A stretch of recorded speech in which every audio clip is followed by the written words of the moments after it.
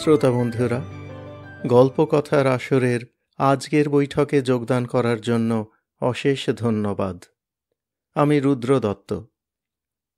এই ষষ্ঠ সিজনে আমাদের পডকাস্টে এর আগে যেসব সাহিত্যিকের লেখা পাঠ করিনি তাঁদের পাশে পাশে পরিচিত সাহিত্যিকদের যেসব চরিত্রের কীর্তিকলাপ এর আগে পাঠ করিনি তাদের প্রতিও মনোনিবেশ করছি। আজ পাঠ করব সেই রকমই একটি চরিত্রের গল্প। সেই চরিত্র হলেন প্রেমেন্দ্র মিত্র সৃষ্ট ভূত শিকারী মেজকর্তা। ভূতের গল্প প্রেমেন্দ্র মিত্র লিখেছিলেন প্রচুর এবং তাঁর সাহিত্য জীবনের গোড়া থেকেই। কিন্তু তার প্রায় শেষের দিকে 1976 সালে, যখন তার নিজের বয়স 70 পেরিয়েছে, তখন প্রেমেন্দ্র মিত্র সৃষ্টি করেন এই নতুন চরিত্র। বোধহয় একটু অন্য স্বাদের ভূতের গল্প লেখার তাগিদেই এই চরিত্রটির অবতারণা। ভূত শিকার কথাটি প্রেমেন্দ্র মিত্র কোথায় পেলেন, নাকি এই কথাটি তার নিজের সৃষ্টি, আর তাই যদি হয় তবে কোথা থেকে এমন চিন্তা তার মাথায় এলো তা আমি জানি না। ইংরেজিতে গোস্ট হান্টার কথাটি এখন চালু আছে বটে, কিন্তু সেটিও আমি অন্তত প্রথম শুনেছি মেজকর্তার উদ্ভাবনের অনেক পরে। আর সেই সব গোস্ট হান্টারদের গল্প সাধারণত খুবই চড়া সুরে রচিত। মেজকর্তার গল্পগুলির বিশেষ মেজাজ আর আমেজ তার সঙ্গে একেবারেই মেলে না। ইংরেজি মার্গ সাহিত্যেও এই ধরনের কথা কবে ব্যবহৃত হয়েছে তা আমার জানা নেই। প্রেমেন্দ্র মিত্র যে বরাবরই বেশিরভাগ বাংলা সাহিত্যের থেকে কিছুটা বা অনেকটা এগিয়ে থাকা লেখকদের মধ্যে অন্যতম, এটা বোধহয় তারই আর একটি নিদর্শন। মেজকর্তার গল্পগুলিতে বোধহয় প্রেমেন্দ্র মিত্র চেয়েছিলেন যেরকম ভূতের গল্প বা অলৌকিক গল্প তিনি আগে লেখেননি সেই রকম সব গল্প লিখতে। গল্পগুলিতে ভূত এবং ভুতুড়ে ঘটনা থাকলেও তাতে পাঠককে ভয় দেখানোটা প্রধান উদ্দেশ্য মনে হয় না। কিছুটা মেজাজি হাস্যরস, কিছুটা অভাবিত ঘটনার চমক, আর নানা রকম ব্যতিক্রমী ভূত, এইগুলিই এইসব গল্পের প্রধান উপাদান। গল্প বলার আঙ্গিকেও একটি বিশেষত্ব লক্ষণীয়। গল্পগুলি মেজকর্তার লিখিত একটি জার্নাল বা খেরোর খাতা থেকে উদ্ধার করা। তার ফলে প্রতিটি গল্পেরই কিছুটা মেজকর্তার নিজস্ব বয়ানে, কিছুটা খাতার পাঠকের কণ্ঠে। সেই অংশগুলির বাচনভঙ্গি আর মেজাজও একটু আলাদা আলাদা। পাঠকের কাছে এই রসটুকু উপরি পাওনা। দুঃখের বিষয়, মেজকর্তাকে নিয়ে খুব বেশি গল্প রচনা করার সময় প্রেমেন্দ্র মিত্র পাননি। মাত্র 9টি গল্পের পরেই মেজকর্তার শিকার অভিযান বন্ধ হতে বাধ্য হয়। প্রেমেন্দ্র মিত্র এই গল্পগুলির মধ্যে দিয়ে চরিত্রটির চিত্রণ আস্তে আস্তে আরও মূর্ত করছিলেন, আরও সমৃদ্ধ করছিলেন, তা গল্পগুলি পড়লেই বোঝা যায়। তাতে আফসোস হলেও অন্তত এই কটি যে বেশ ভিন্ন স্বাদের গল্প আমরা প্রেমেন্দ্র মিত্রের কাছ থেকে পেয়েছি তা আমাদের সৌভাগ্যই বলতে হবে। আস্তে আস্তে সেই সবকটি গল্পই এই পডকাস্টে পাঠ করার উদ্দেশ্য রইল। আজ তার প্রথমটি পাঠ করব। আজকের পাঠ প্রেমেন্দ্র মিত্রের ভূত শিকারী মেজকর্তার প্রথম গল্প, তেনারা।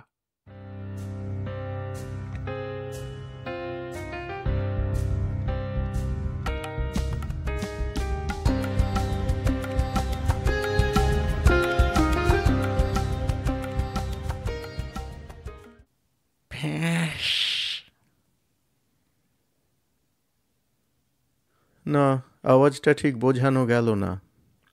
শুধু লেখা অক্ষরের মারফত বোঝানো যায়ও না বোধহয়। ও আওয়াজ ধরবার মতো বর্ণ পরিচয় কোনো ভাষাতেই তৈরি হয়নি। শুধু উদাহরণ দিয়ে একটু বোঝাবার চেষ্টা করা যেতে পারে। কি উদাহরণ দেব? এই যেমন এক জোড়া কোরা কাপড় মাঝখান থেকে ধরে 2 হাতে ছিঁড়ে 2 ফাঁক করা। না, শুধু তাই নয়, সে কাপড় ছিঁড়ে দু ফাঁক করার শব্দের সঙ্গে একটা ডুকরে উঠতে চাওয়া কান্নাকে যেন পেঁচানো ছিপি ঘুরিয়ে চেপে দেওয়া। আওয়াজ যেমনই হোক, ভড়কালাম না। ভড়কাবো কেন? খুঁজে পেতে সাধ করে এমন একটা ডাকসাইটে কমসে কম 200 বছরের পোড়ো বাড়িতে রাত কাটাতে এসেছি, এমন দু চারটে বুকের রক্ত জল করা আওয়াজ শুনতে হবে না? এ আওয়াজ তো শুধু উপক্রমণিকা মাত্র। তারপর যা হতে পারে তার জন্যেই তৈরি থাকা দরকার। টর্চটা তাই একবার জেলে পরীক্ষা করে নিলাম। হ্যাঁ, ব্যাটারি একেবারে নতুন। কালি মারা অন্ধকারে যেন সার্চ লাইটের মতো জোরালো রোশনাইয়ের তেজ নিয়ে ভাঙা দালানের উত্তরের হাঁ করা জানলাটা বুনো লতা পাতার ফাঁসে জড়ানো সবেধন নীলমণি দোমড়ানো শিখটা সমেত স্পষ্ট করে তুলল। টর্চটা নেভাবার আগে কাছের বাতিদানে মোমবাতিটা জ্বেলে নিলাম। ধূপও জ্বালিয়ে দিলাম কটা। বহুকাল ইঁদুর চামচিকের বাসা হওয়া দালানের এঁদো ভ্যাপসা গন্ধটা একটু হালকা করবার জন্য।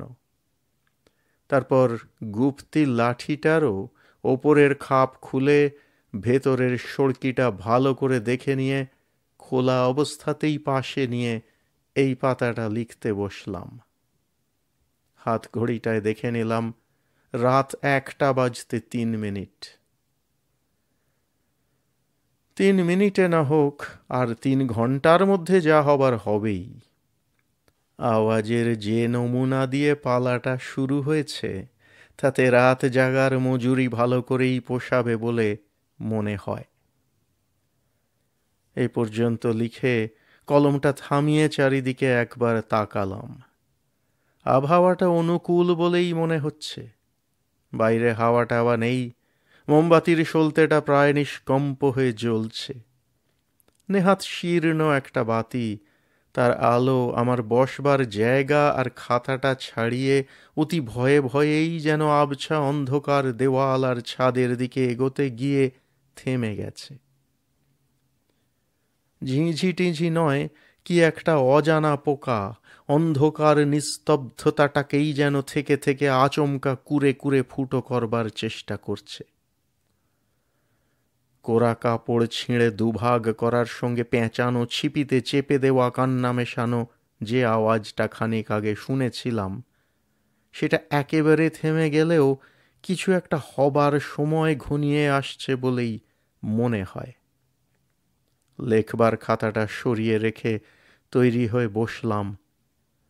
কোন দিক দিয়ে কি ধরনের চমকটা আসবে তা ভাবার চেষ্টা করে লাভ নেই, তবে এই ভাঙা দালানের মধ্যে কিছু একটা হওয়ার কথা। আমার পেছনে নয়, সামনে। পেছনে কিছু হওয়ার সম্ভাবনাটা একেবারে দেয়ালেই পিঠ দিয়ে বসে একরকম কাটিয়ে রেখেছি বলা যায়। ঝুল ধুলো সব সাফ করে তার জন্য একটু খাটতেও হয়েছে। আগেকার দিনের তৈরি দেওয়ালটা বেশ মজবুতি আছে এখনো। পুরনো পঙ্খের কাজ বেরঙা হয়ে উঠে গেলেও কোথাও ফাটল টাটল ধরেনি। তাই পেছনে কিছু হতে গেলে দেওয়ালটা ভেঙে বা উড়িয়ে দিয়েই হবে। সে সুদূর সম্ভাবনাটা আপাতত বাতিল করে সামনের দিক সম্বন্ধেই সজাগ হলাম। হয়তো দুপাশের পলস্তারা খসে হাড় পাঁজরা বেরোনো দেওয়ালের ধারে জমে থাকা ভাঙা ঘুণ ধরা সব আসবাবপত্রের স্তূপ, কিংবা সামনের ওই হাঁ করা বিভীষিকার মতো জানলাটাতেই তাঁদের কারো আবির্ভাব দেখব। মাথার ওপরকার প্রায় অন্ধকার ছাদটা থেকেও কিছু হতে পারে। কিন্তু কই? হাত ঘড়িটায় মাঝে মাঝে আপনা থেকেই চোখ না দিয়ে পারছি না। 5-10 মিনিট করতে করতে বড় কাঁটাটা যে নিচের 6-এর দাগ ছুঁই ছুঁই করছে, অথচ সেই গায়ে কাঁটা দেওয়া প্রথম আওয়াজের পর আর কোনো সাড়া শব্দই নেই। অজ ধাপধাড়া এক আধা জঙ্গলি মুল্লুকের অন্তত 10-20 বছর পার করা এক পোড়ো ভিটের ভাঙা দালানের বদলে চৌরঙ্গীর যে কোনো দোকানের দোতলায় বসে আছি ভাবলেও চলে। দেড়টার দাগ পার হয়ে ঘড়ির বড় ছোট কাঁটা ক্রমশ দুটোর কাছে পৌঁছে গেল। নিশুতি রাত ভেতরে বাইরে ঝিমঝিম করছে, কিন্তু ওই পর্যন্তই। তার বেশি আর কোনো অভাবিত কিছুর একটু উঁকি পর্যন্ত নেই। শেষকালে এত তোড়জোড় করে আসার হয়রানি, রাত জাগার এই ধকল সব মিথ্যে হবে নাকি?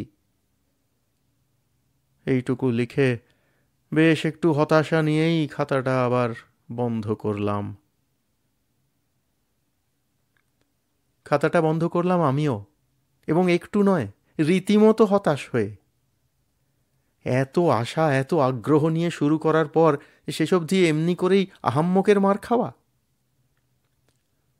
সমস্ত ব্যাপারটা এখন গোড়া থেকে একটু খুলে বলতে হয়।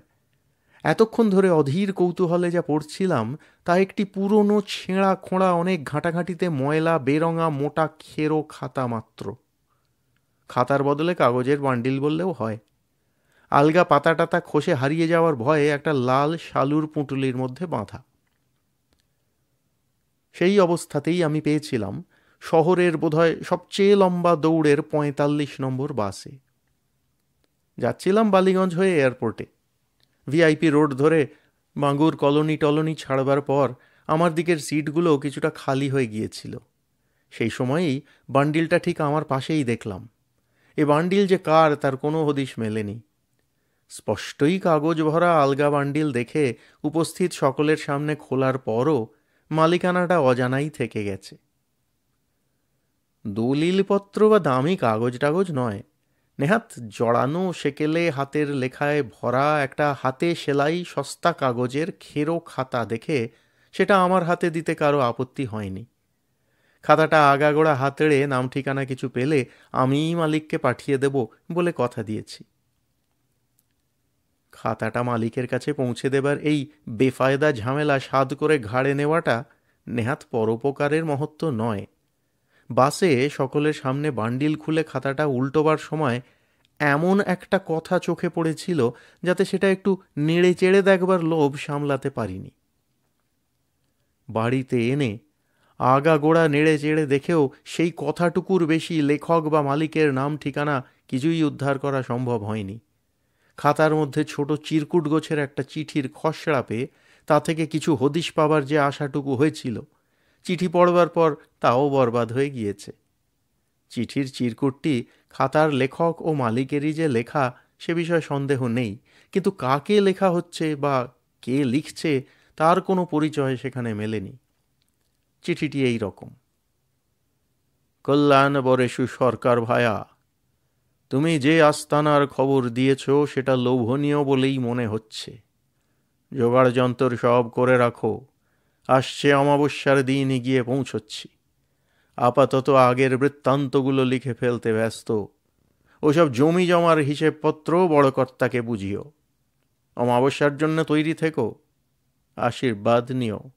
ইতি মেজ কর্তা। চিঠিটা কোনো কারণে ফেলা হয়নি বলে এই মেজকর্তা নামটুকুই শুধু পেয়েছি। এই মেজকর্তা নামটুকু বাদে আর যে কথাটি প্রথমেই পেয়েছিলাম সেইটাই হলো মোক্ষম। কথাটা হলো ভূত শিকার। হ্যাঁ, মেজকর্তা যেই হন তিনি এক সৃষ্টি ছাড়া মানুষ। ভূত শিকারই তাঁর নেশা। আঁদাড় পাঁদাড় বন বাদাড় যত বেয়াড়া বিদঘুটে জায়গাই হোক, হদিশ কিছু পেলেই তিনি ভূত শিকার করে বেড়ান। এই খাতা তাঁর সেই সব শিকারের বৃত্তান্ত। খাতার গোড়ার পাতার ভূমিকায় এই পরিচয়টুকু পেয়ে সত্যিকার রুদ্ধ নিঃশ্বাসে মেজকর্তার পুঁথি পড়তে শুরু করেছিলাম।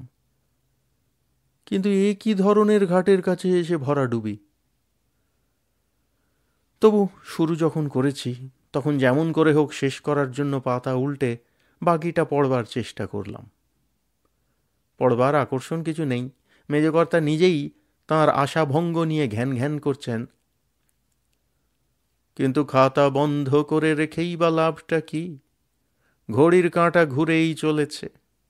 রাত এখন প্রায় ৩টে। কিছুই যে হচ্ছে না সেটাও লিখে যাওয়া দরকার। এমনভাবে যে রাতটা শেষ হবে তা ভাবতেও পারা যায়নি। যা হলো তা যেন বড় বেশি আশা করার মুখে ভাগ্যের থাপ্পড়। এমনটা যে হতে পারে তার একটু আভাস একেবারে পাইনি এমন কিন্তু নয়। অবশ্য অখদ্দ স্টেশনটায় নেমে সাইকেল রিক্সা ভাড়া করার সময় কাছাকাছি অনেকে যে অবাক হয়েছিল তা দেখে অখুশি হইনি, তাদের একটু সন্দিগ্ধ জিজ্ঞাসাতেও না। কোথায় যাবেন বাবু? নৈহারের 5 কোটি? হ্যাঁ, কিন্তু নৈহার যে শুধু জঙ্গল বাবু, আর 5 কোটির একটাই শুধু ঘাড়মুড়ো গুঁজে পড়বার জন্য কোনো রকমে খাড়া থেকে ধুঁকছে। তবু রিক্সা একটা পেয়েছিলাম শেষ পর্যন্ত। রিক্সাওয়ালার গরজ বা সাহস অন্যদের চেয়ে একটু বেশি। সেও কিন্তু নৈহারের 5 কোটিতে পৌঁছে দিয়েই চলে যাবার কড়ারে সওয়ারি করেছিল। বেশি ভাড়ার লোভ দেখিয়েও তাকে সকালটা পর্যন্ত অপেক্ষা করতে রাজি করানো যায়নি। রাস্তায় 5 কোটি নিয়ে তার সঙ্গে একটু আলাপ করবার চেষ্টাতেও বিফল হয়েছি। নৈহারের এই জংলা অঞ্চলটা ভালো জায়গা নয়, আর 5 কোটিতে তার বাপ দাদারাও কখনো মানুষের বাস দেখেনি। এর বেশি সে কিছু জানে না বা বলতে রাজি হয়নি। কেন এই ঘোর অন্ধকার রাতে 5 কোটিতে আমি যাচ্ছি তাও সে জানতে চায়নি একবারও। 5 কোটির পোড়ো ভিটের কাছ বরাবর আমার লাঠি আর কাঁধের ঝোলাটা নিয়ে রিক্সা থেকে নামবার সময় অন্য সেই রিক্সাওয়ালাকে দেখেছিলাম। আমাদের জন্যেই যেন সে অপেক্ষা করছিল ওখানে। আমাকে অমন জায়গায় একা নামতে দেখে অবাক যদি সে হয়ে থাকে, তার কথায় তা কিন্তু বোঝা যায়নি। কেন যে ওখানে নামছি নিজে থেকেই যেন বুঝে নিয়ে সে একটু সহানুভূতির স্বরে শুধু বলেছিল, 5 কোটিতে রাত জাগবেন তো? তা জাগুন গিয়ে, কিন্তু তেনাদের কাউকে পাবেন না। তেনাদের? আমি একটু বিরক্ত আর না বোঝার ভান করে বলেছিলাম, তেনারা? কি বলছো তুমি? কাদের কথা বলছো? ওই যাদের সবাই ডরায় আবার খোঁজেও। অন্ধকারে এই লোকটার মুচকি হাসি যেন তার গলার স্বরে ফুটেছিল। সোজা করেই তাহলে বলছি আমাদের ভূত পেতনিদের কথা। তারা এখানে নেই। মেজাজটা এবার সত্যিই একটু গরম হয়েছিল। বিদ্রূপ করে বলেছিলাম, তারা নেই তো হয়েছে কি? আমি যে তাঁদের খোঁজে এসেছি তোমাকে কানে কানে বলেছি সে কথা? আগে না, তা বলবেন কেন? লোকটা লজ্জা পেয়ে এই অন্ধকারে যেন জিভ কেটেছিল। বেয়াদবি আমার মাফ করবেন। এইটুকু বলেই লোকটা হঠাৎ যেন কান খাড়া করে একটু টান হয়ে দাঁড়িয়ে বলেছিল, শুনতে পাচ্ছেন তো? ভাড়া নিয়ে আমার রিক্সাওয়ালা তখন ফিরে যাচ্ছে। সেদিকে চেয়ে রুক্ষ গলাতেই বলেছিলাম, কি শুনব কি? ও তো আমার রিক্সাওয়ালার ঘণ্টি। আগে না, লোকটা এবার জোর দিয়ে বলেছিল, সাইকেলের ঘণ্টি নয়, সরাইল্লার ডাক। সরাইল্লা আজ যখন আছে তখন ভাবনা নেই। কি বকছে কি লোকটা? পাগল টাগলই তো মনে হয়। একটু ধমকের সুরেই বলেছিলাম, কি সব বাজে বকছ? সরাইল্লা আবার কি? আগে সরাইল কুকুর, ওই শুনুন না। লোকটা পোড়ো 5 কোটির ভিটের দিকেই আঙুল দেখিয়েছিল। সেদিকে ফিরে বেশ একটু মন দিয়েই শোনবার চেষ্টা করেছিলাম। তারপর কিছুই কিন্তু শুনতে পাইনি। সেদিক থেকে মুখ ফিরিয়ে লোকটাকে খুব কড়া বকুনি দিতাম, কিন্তু দেখি বকুনিটা অনুমান করেই সে ইতিমধ্যে কখন নিঃশব্দে তার রিক্সা নিয়ে সরে পড়েছে। তারপর থেকে এই নিষ্ফল পাহারাই চলেছে। রাত 3:20। হঠাৎ ও কি? না, ওই তো, এবার ঠিক শুনতে পেয়েছি। লোকটা তাহলে মিথ্যে বলেনি।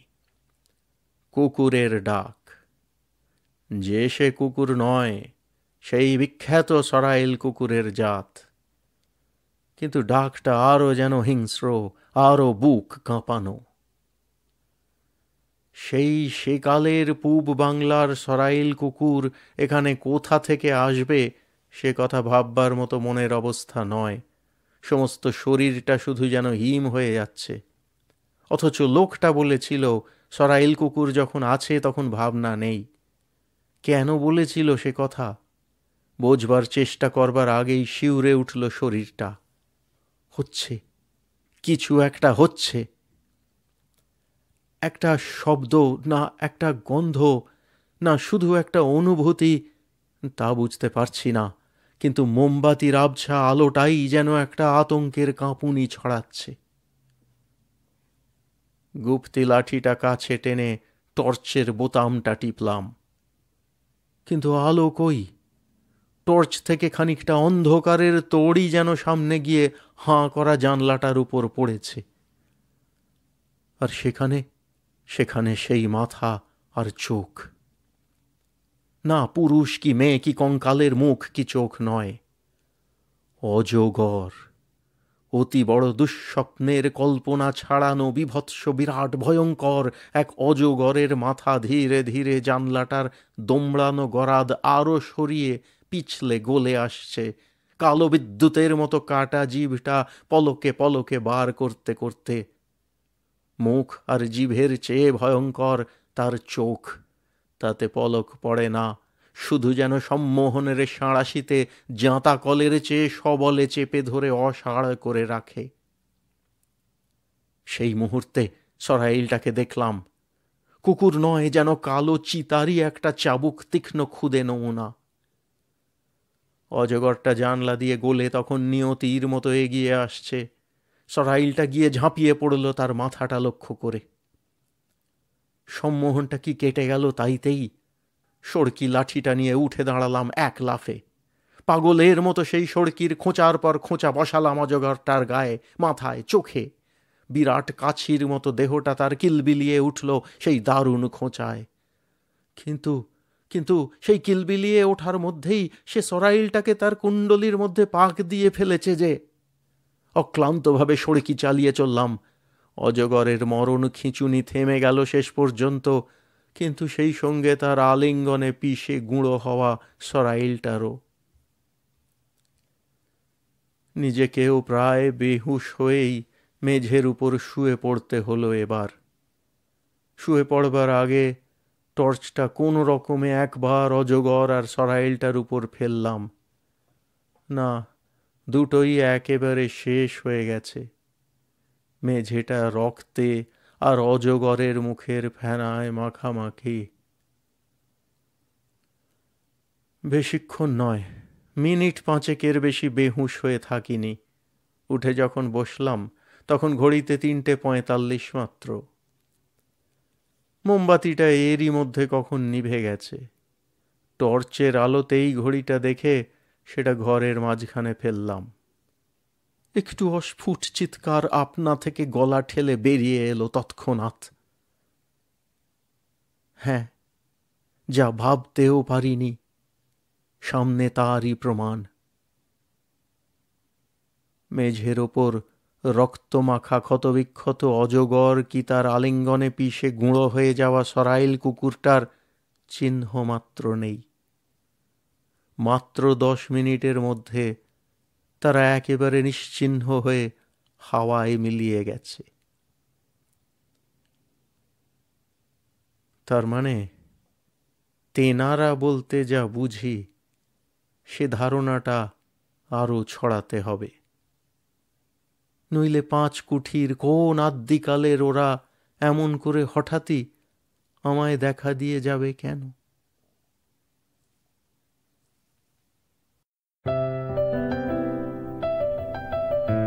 আপনাদের মতামত আমাদের জানাতে ভুলবেন না কিন্তু শ্রোতা বন্ধুরা।